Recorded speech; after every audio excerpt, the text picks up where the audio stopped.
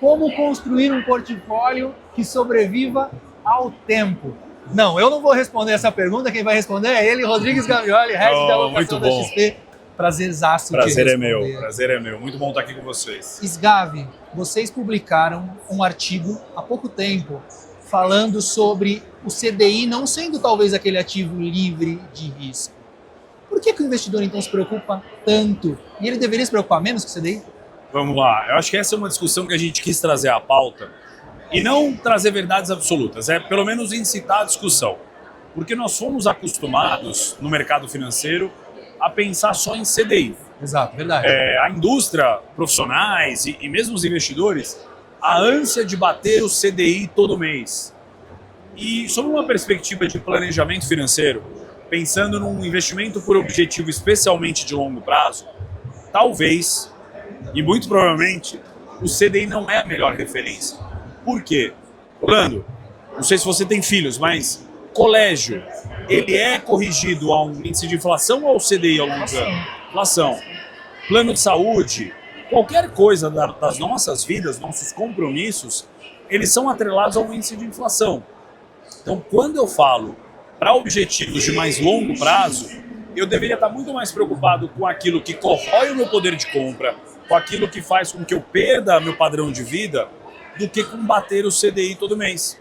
Até porque, se a gente olhar o histórico, últimos 10, 15 anos, o CDI deu um retorno acima da inflação relativamente baixo. IPCA mais 4. E para muitos clientes, né, você deve fazer muito isso, IPCA mais 4 talvez a conta não feche.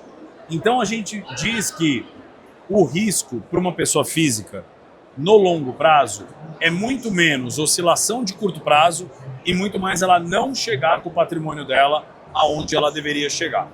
Então, a gente quer provocar essa discussão para que os investidores meçam sucesso muito menos por bati o CDI todo mês e mais por meu patrimônio está caminhando na direção do que eu combinei com o meu assessor, com o meu objetivo. Fantástico. Sgavi, tem outra discussão que ainda está aí nesse campo, que é quando o Gary Brinson fala que a maior parte do retorno é de uma alocação bem feita, não de buscar o melhor ativo de cada ano. Por que o investidor ainda está procurando a nova Magalu? É difícil. E a Magalu já está até ficando velha, já né? Talvez seja a nova Magalu de novo. Já pode ser cripto, pode ser Nvidia.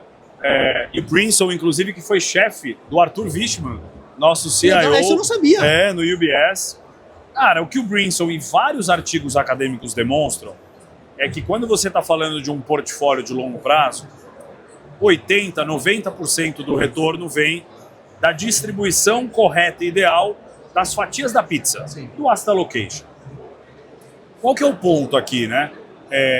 Como isso se materializa em janelas mais longas, porque no começo, Orlando, tudo é ruído, e o sinal vai aparecendo acima de 2, 3, 5 anos de investimento. O compound disso vem numa janela mais longa. Então, no curto prazo, o que acontece? O investidor ele olha e fala, não bati o CDI esse mês com essa carteira, veio uma crise, minha carteira caiu 10%, ele desiste. Então ele não pega os benefícios dessa diversificação no longo prazo. Some a isso a pessoas que estão ficando cada vez mais dopaminérgicas, né? Querem aquele prazer de curto prazo, todo mundo quer achar a bala de prata. E aí, eu não sei se você corre ou não, eu brinco que a estratégia de tentar correr uma maratona fazendo várias corridas de 100 metros não funciona. Achar o ativo da vez daquele ano, achar a bala de prata daquele ano, não funciona. Então, é muito mais sobre calibrar a tua política de investimento, teu perfil ideal, fazer ajustes quando muda muito o mercado, quando muda muito a sua vida, e fazer isso de forma disciplinada por muitos anos. E é aqui que eu acho que as pessoas menosprezam quanto o assessor é importante.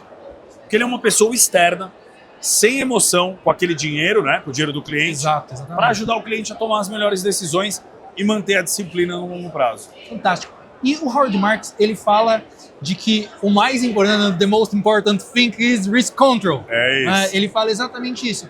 Então eu queria entender, é mais importante para o investidor evitar erros graves ou tentar buscar a alocação perfeita? Eu acho que a alocação perfeita não vai existir. Não é o Markowitz do isso, Bullitt ali. ele é teórico, ele funciona na prática, mas você tem ali um balanço de classes de ativos que aumentam a probabilidade de você chegar onde você queria. E o que o Howard Marks quer dizer que é muito correto é, para isso funcionar em 10, 20 anos, fuja daquilo que te tira do jogo. E o que te tira do jogo? São comportamentos do mercado, dos ativos que você tem, que você, por exemplo, vai fazer você apertar o eject. Então, eu comprei mais IPCA do que eu deveria. Eu comprei mais crédito privado de empresas de alto risco que eu deveria. A hora que tem um evento de default, a hora que tem uma oscilação que eu não aguento, eu saio do jogo, eu recomeço o meu plano e eu atrapalho todo esse planejamento de longo prazo. Ou pior, eu tenho uma queda, uma perda não recuperável. E aí é o problema, né? Você repetir uma perda de 10% 7 vezes, você quebrou. É isso. E a depender do tamanho da perda, vamos lá. Se a tua carteira, você é um investidor moderado, conservador ou até arrojado, cair 50%... 100% para voltar. É isso. Não é 50%. Você precisa subir 100%. Então, quanto maior vai ficando essa queda, se você não controlar as quedas, mais difícil fica a volta. Você imagina ter que voltar uma carteira conservadora para uma queda de 20%. Ela não tem motor, porque ela é conservadora, né? Então ela não tem motor para voltar tão rápido. Então acho que o Howard Marks, óbvio, entre várias coisas incríveis que ele sempre Nós não traz, diríamos que ele está errado, né? seria difícil. Eu acho que você tem que ter essa gestão de riscos que pode ser traduzido por evite aquilo que te tira do jogo. Fantástico, fantástico. Para finalizar, Sgavi, você como head de alocação, você olha portfólios, na verdade você estuda uma montagem de portfólio que milhões de pessoas olham todos os dias. Eu queria que você deixasse um conselho para os assessores, mas também para os nossos clientes sobre alocação de ativos. Muito bom. Eu acho que tem um conselho que dá para ser geral para todo mundo. Ele parece meio filosófico, mas eu acho que conhece-te a ti mesmo antes de você investir e faça isso por muito tempo é um dos melhores conselhos que eu dou. Porque quanto mais você se entende o que é suficiente para você, o que você busca com o seu dinheiro investido e com o seu patrimônio, e não o que os outros acham, e não o que é moda na rede social, e não o que o influenciador A ou B disse, que eu não tenho nada contra eles, muito pelo contrário, né? Eu, de certa forma, sou um pouco influenciador. Sim. Mas quanto mais você sabe a que aquele patrimônio, aquela carteira vai servir para você ter uma vida de bens materiais? Está tudo bem. Vai servir para você ter uma aposentadoria mais confortável? Tudo bem. Mas faça esse patrimônio atingir aquilo que lhe é suficiente. E não ao que é suficiente para os outros, e não ao que parece que para os outros é o ideal. Busque o retorno, o risco, o portfólio que atende ao que você precisa. Sabe que ontem eu estava no Private Talks do Michel Alcoforado, e ele falou exatamente isso. É mesmo? Falou, busque o que é suficiente. Chegou no que é suficiente, o dinheiro é seu, você faz o que você quiser. Mas chegou no suficiente, não coloque outro suficiente. É isso. Acha o seu suficiente. Então, muito legal. Pessoas que falam um de antropologia e o outro de alocação de ativos falando perfeito. Estamos conectados coisa. De alguma forma. Exatamente. Recebemos Rodrigo Sgavioli, o Sgavi. Obrigado, Sgavi. Obrigado, um prazer estar com vocês, tá? Obrigado.